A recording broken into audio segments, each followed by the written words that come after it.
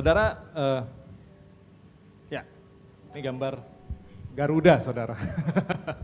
Ya, temanya yang saya dapat adalah Unity in Diversity. Saudara, pendiri negara kita, Indonesia, ya, itu menyadari bahwa Indonesia ini bangsa atau negara yang sangat unik dan kompleks. Ya, karena kita terdiri dari berbagai macam suku, ya, ras, ya, bahkan agama. Nah, untuk mempersatukan bangsa Indonesia ini gak mudah. Saya suka baca sejarah, karena hitung-hitungan saya gak bagus. Jadi saya senangnya baca-baca sejarah gitu ya. Nah, makanya saya lihat para pendiri bangsa ini, akhirnya mereka merumuskan yang namanya Pancasila. Ini lambangnya, ya. Pancasila ini jadi ideologi, jadi hal yang penting dan mempersatukan setiap kita. Dan dalam Pancasila ini ada nilai-nilai yang dianut, makanya kita bisa jalan sampai sekarang. Konsep yang dengan sesuatu yang mengikat ini, saudara, dan mempersatukan ini juga ada dalam Alkitab. Ada dalam Alkitab, bahkan Alkitab firman Tuhan itu jauh lebih strong lagi. Kenapa? Makanya kekristenan ribuan tahun sampai sekarang tuh tetap ada. Berbagai penganiayaan, goncangan, tetap ada. Nah, kita baca ayatnya, Kolose 3 ayat 14. Ya, cuman satu ayat. Kita bisa baca sama-sama, 1, 2, 3. Dan di atas semuanya itu, kenakanlah kasih sebagai pengikat yang mempersatukan dan menyempurnakan. Amin. Saudara, bicara tentang unity atau kesatuan, itu pasti harus ada sesuatu yang mengikat. Kita nggak bisa unity kalau nggak ada yang mengikat kita. Setidaknya kita pasti ada something. Saudara bisa datang di sini, ada something, ada sesuatu yang mengikat. Kalau nggak ada yang mengikat, nggak akan ada namanya unity. Ya. Pertanyaannya buat kita semua, ya, apa yang mengikat kita sebagai orang percaya? Sebagai gereja secara universal atau sebagai gereja secara lokal, apa yang mengikat saudara sampai saudara ada di sini, berkumpul, rame-rame, gitu kan. Dan kalau tadi dalam konteks kebangsaan yang mengikat kita adalah Pancasila dan nilai-nilainya, maka sebagai pengikut Kristus, pertanyaannya buat kita semua, apa yang mengikat kita?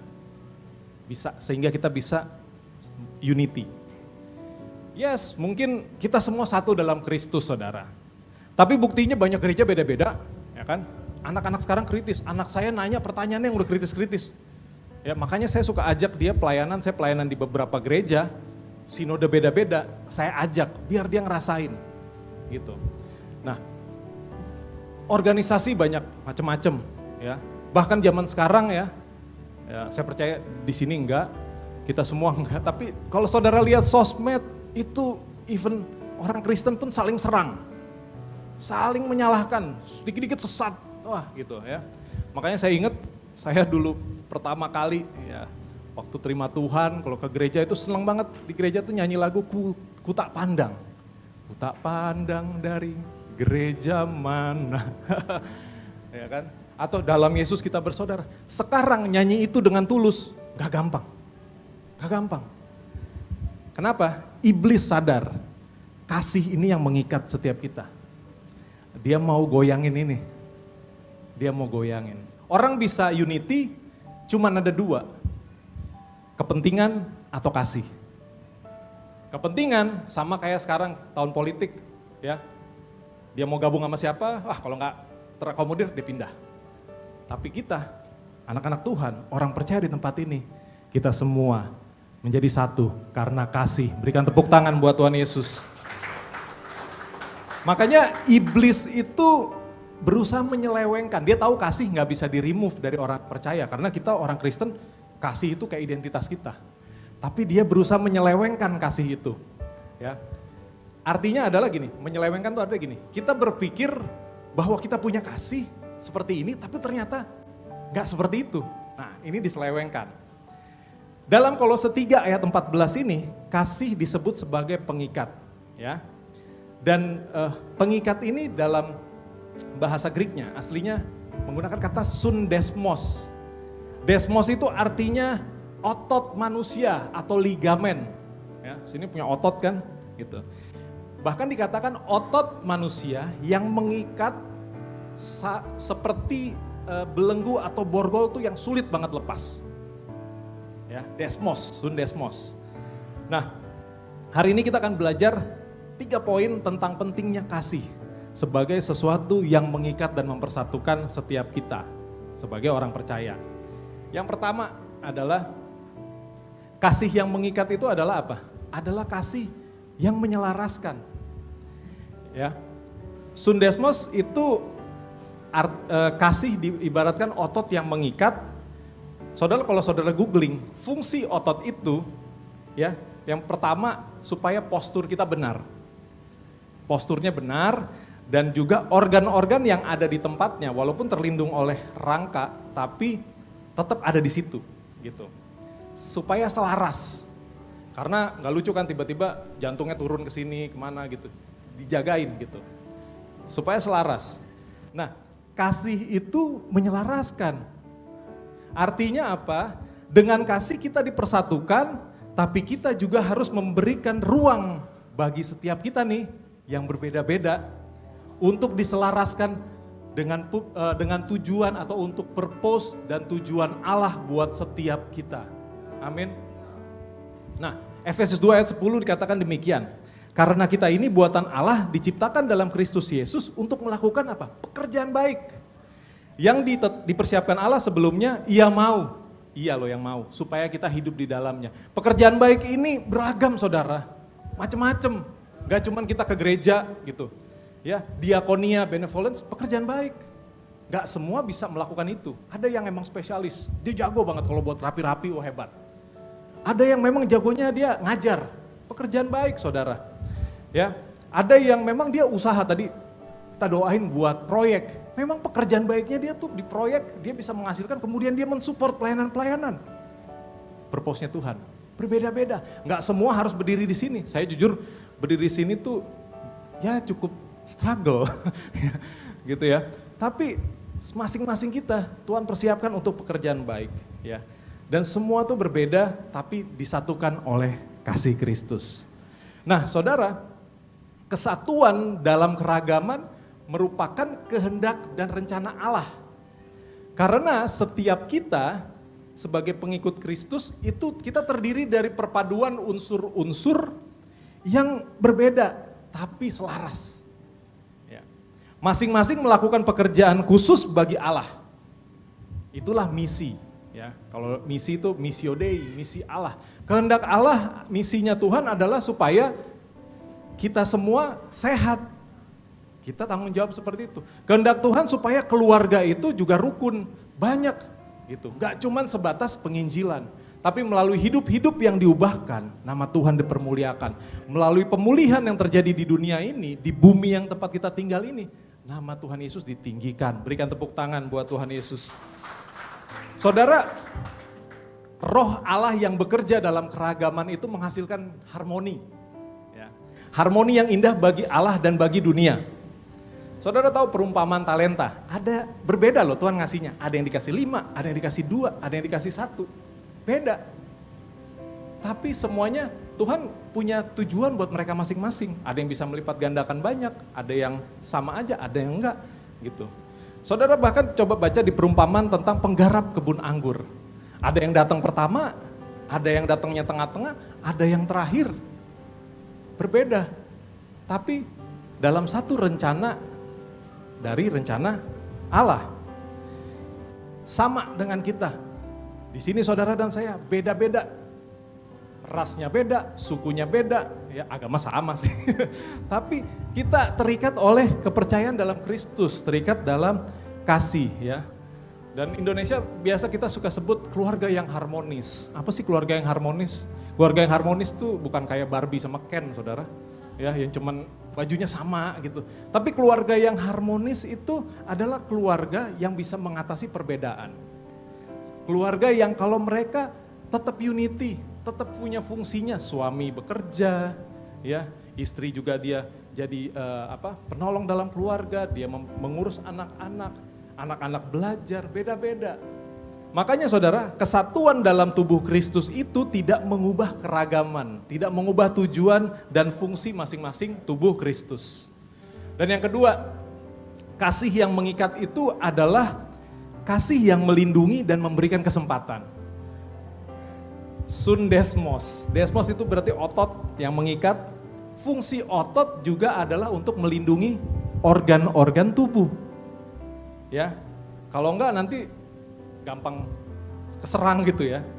Artinya apa saudara? Dalam kasih kita dipersatukan, karena kasih juga melindungi kita dalam satu tubuh Kristus. Supaya kita nggak saling melukai, nggak saling menyerang, tapi kita harusnya sebagai anak-anak Tuhan saling menjaga, saling menolong, saling membantu, ya, saling memberi semangat, saling memberi dukungan, bukan malah dikit-dikit nyalahin, gitu kan? Ya. 1 Korintus 13 ayat 7 versi NTM, bahasanya unik mereka pakai. Ya. Mereka bilang di versi NTM ini bilang gini, always slow to expose, always eager to believe the best, always hopeful and always patient. Slow to expose, lamban untuk mengekspos kesalahan orang lain. Dan berusaha untuk percaya yang terbaik, eager to believe the best. Artinya apa? Memberikan kesempatan kepada orang lain. Ya, untuk mengeluarkan yang terbaik dan menjadi manusia yang lebih baik lagi. Setiap kita di sini ada yang sempurna? Gak ada saudara. Kita gak ada yang sempurna, gak ada yang luput dari kesalahan.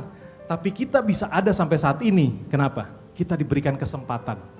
Ada orang-orang yang eager, yang always eager to believe the best. Percaya, you bisa kok lebih baik. Kasih kesempatan. Saudara tahu kisah Zakheus ya? Zakheus tuh dibenci. Orang benci dia, pemungut cukai, ya mungkin dia nyebelin lah. Terus Yesus datang. Apa yang Yesus lakukan? Yesus nggak datang.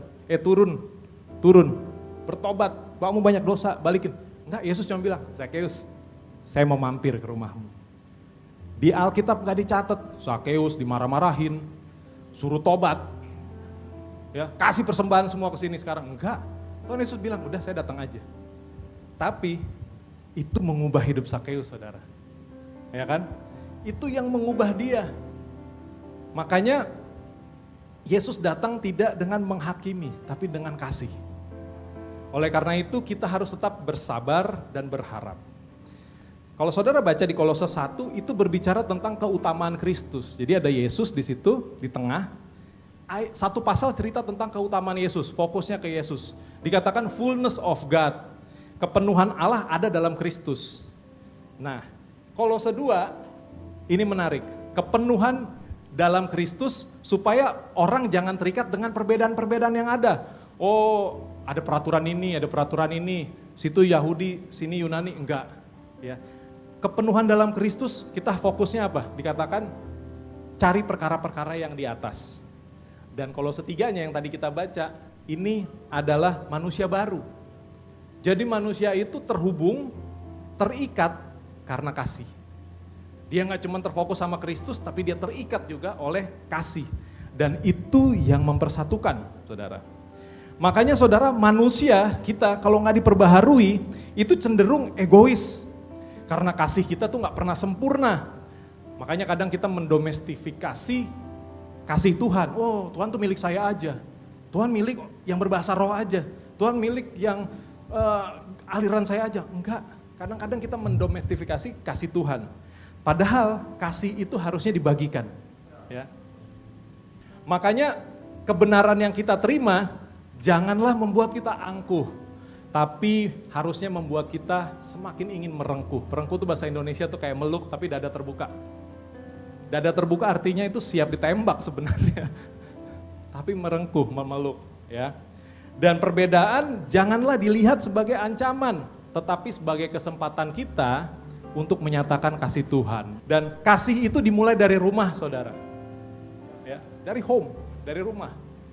Diajarin keberagaman itu dari dalam rumah. Saya ajarin anak saya, ya. Saudara mau cek nilai-nilai yang dari suatu keluarga, ya lihat dari diajarinnya apa. Kalau ada orang rasis, mungkin di rumah diajarin rasis. Ya. Pertanyaannya nilai-nilai apa aja yang saudara ajarkan di rumah. Ya. Anak saya ajarin gereja beda-beda, ikut aja gitu ada. Dia nanya, saya jelasin. Saya nggak bilang, oh ini yang bener ini, enggak, jelasin gitu. What is the different gitu ya. Suatu saat semua orang di sekitar kita akan melihat Tuhan melalui hidup kita, berikan tepuk tangan. Yang ketiga, yang terakhir, kasih yang mengikat itu adalah kasih yang menyelamatkan. Desmos, otot itu mengikat, fungsi utama otot sebagai alat gerak. Ya, atau menggerakkan tubuh. Supaya kita aktif. Kalau kita nggak aktif, jarang gerak, ototnya kecil. Artinya kasih itu harusnya menggerakkan kita. Kita dipersatukan oleh kasih, itu harusnya memampukan kita untuk bergerak dalam satu kesatuan tubuh Kristus. Amin. Untuk apa? Untuk menggenapi rencananya Tuhan buat saudara dan saya, buat dunia ini. Markus 1 ayat 41 dikatakan gini, maka tergeraklah hatinya oleh belas kasihan. Yesus tergerak selalu oleh, dia bergerak karena kasih. Ya. Kasih yang menyelamatkan itu harus dengan ketulusan. Makanya kasih dan perhatian itu juga ya jangan kopas. Kadang-kadang kita kalau ada teman ulang tahun ya di grup, wah happy birthday, WUATB, ya kan? Semua copas gitu ya. Terus yang ulang tahun juga dia balas juga copas, ya kan? Ya thank you ya, dijawab dengan doa yang sama, semua gitu. Kalau saudara kasih, saudara tulus, mau menyelamatkan, saudara pasti akan jauh lebih tulus. Amin. Saya akhiri dengan satu kisah, perumpamaan dalam Matius 13. Ya, saudara udah sering dengar perumpamaan tentang seorang penabur. Saudara udah sering dengar perumpamaan ini bicara mengenai seorang yang menabur, menggambarkan Allah. Dan benih itu berbicara mengenai kebenaran dan kerajaan sorga, kingdom. Ditaburkan di mana? Ditaburkan ada jalanan, ya, jalanan, tanah yang berbatu-batu, dan juga tanah yang ada semak duri, dan juga ada yang tanah yang subur. Ya, saudara udah tahu. Pertanyaannya, biasa tuh kita senang baca endingnya. Oh, kalau ditabur di tanah yang subur dia akan berbuah, ya kan? 30, berapa puluh, 100 kali lebih, senang baca itunya. Tapi saudara perhatiin, si penabur ini menurut saya ceroboh banget. Sloppy banget, ceroboh. Kenapa? Di sini ada orang bisnis kan, pengusaha, ada yang suka investasi. Kalau saudara mindsetnya pebisnis, saudara nggak akan biarin benih itu jatuh di tanah yang nggak subur. Kalau saya jadi penabur, saya langsung taruh di tanah yang bagus. Langsung bertumbuh. 30, 60, 100 kali lipat. Kenapa dia harus pakai di batu, di jalanan? Bagi saya ceroboh banget. Tapi Allah yang kelihatannya ceroboh itu, sebenarnya dia lagi ngasih kesempatan buat saudara dan saya. Mungkin di setiap kita hari ini ada yang kita punya hati masih kayak jalanan, keras. Benih itu mantul, tapi Tuhan izinin benih itu tetap dikasih. Ada yang mungkin kayak batu-batu, Tuhan tetap gak apa-apa. Kasihku kelihatan ceroboh, tapi itu kesempatan yang aku kasih buat setiap saudara. Ya. Tuhan mau semua saudara terima kasih itu saudara. Kita semua mau hidup dalam kesatuan, hiduplah dalam ikatan kasih.